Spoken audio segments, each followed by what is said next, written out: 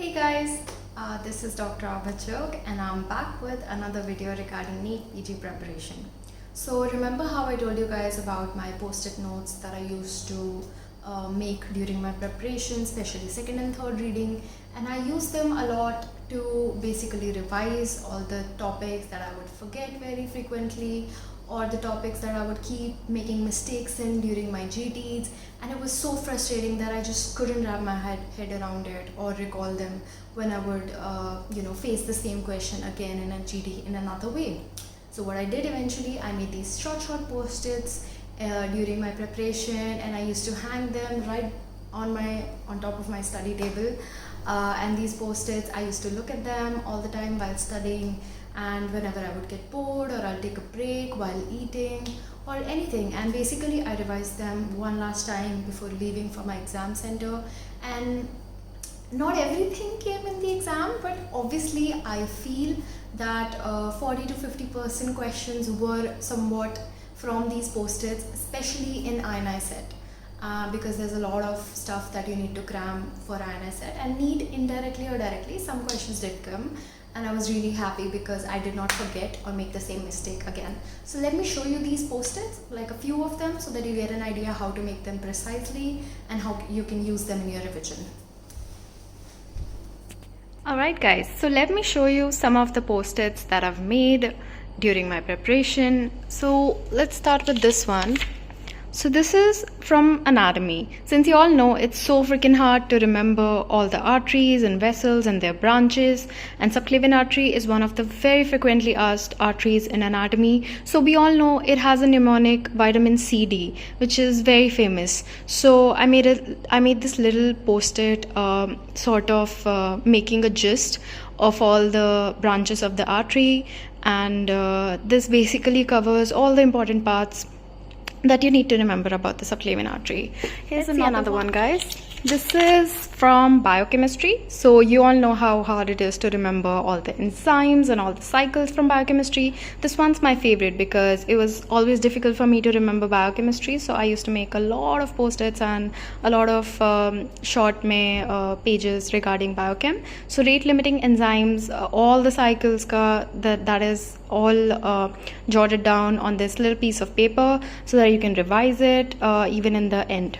Right, so another one from biochemistry that I can see here is this inhibitors of ETC. See, so all of them in one page, even the mnemonics that I've used that I learned from Dr. Zainab ma'am. So they're there. I've highlighted them in all of the complexes, so you can remember how to you can just revise it again and again till it's imprinted in your memory.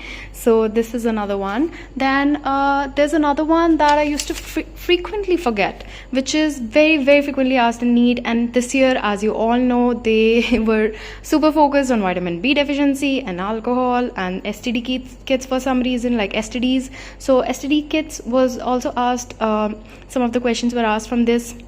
So this is a very small gist of all the kits with the numbers and the colors and what all is included in the kit, all the medication. So that is written on this little piece of paper. So most frequently, honestly, all the subjects that I wrote most frequently were anatomy, biochemistry, and all the tables, all the gradings from surgery, ortho, some mnemonics. So these are something that you keep forgetting again and again. For example, this is a small gist of all the anemias, so you can see all the anemias are compared in this, so you can differentiate between them, even though it is like one of the easiest topics that you learn in medicine or even in pathology, but so it's integrated together. So it's very easy to think that, okay, I'll remember this, but during the exam we all get confused when we see the values and we see the long history and the case scenario that is given. So this is gonna help you out to differentiate and rule out the options very easily. So yeah, I think this is super helpful. Another one, this is a very simple one. In pediatrics, we remember all these three, how to differentiate, on what basis and what to call them, and what is the standard deviation used. And there's this another one that I frequently used to forget, anatomy only. there's this mesonephric duct and Wolffian duct differentiation, what they make in males and females. Similarly, paramesonephric and Mullerian duct as well. And there's this vasculitis table in which it's completely written down on one small piece of paper for quick revision, so that in the end you can just go through this. It's very, very simple. You won't even forget. You can just read it last minute right before your exam. So there's a lot of them like this. And another thing I wanted to show you guys is this another table that is specifically made for Pharmac first.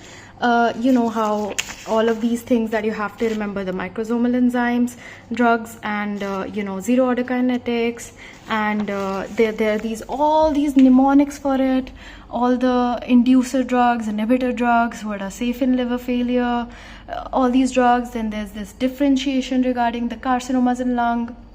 And obviously, the one that we forget all the time, all the X-linked recessive diseases, dominant diseases, autosomal dominant and autosomal recessive. So these things basically, they ask a lot, and this is something from PSM, Health Planning Committees. Another thing I wanted to show you guys was this small piece of paper that I had made. So in this, there are all the formulas from PSM that I had written down on one piece of paper.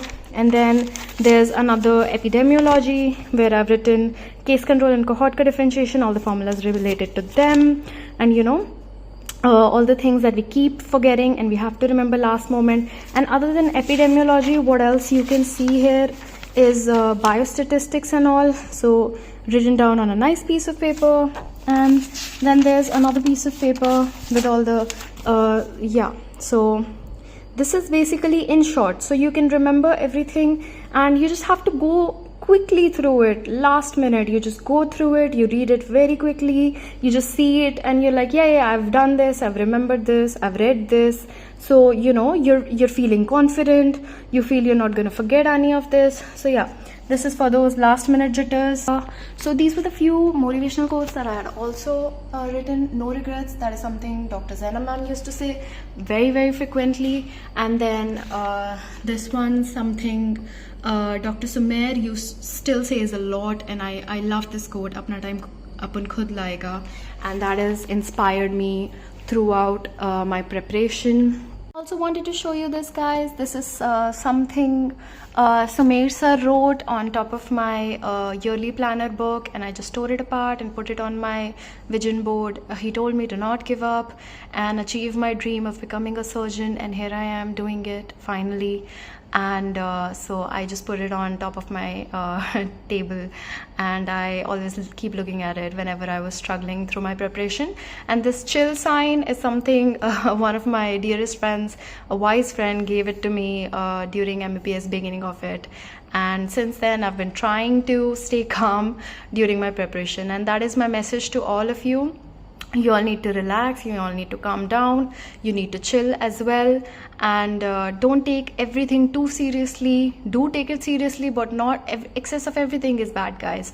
So just try to stay very calm while preparing. If you can, do some breathing exercises, do an activity that you love every single day, work out, meet your parents, meet your friends, talk to them, vent out, and that is something that is going to help you go a long way.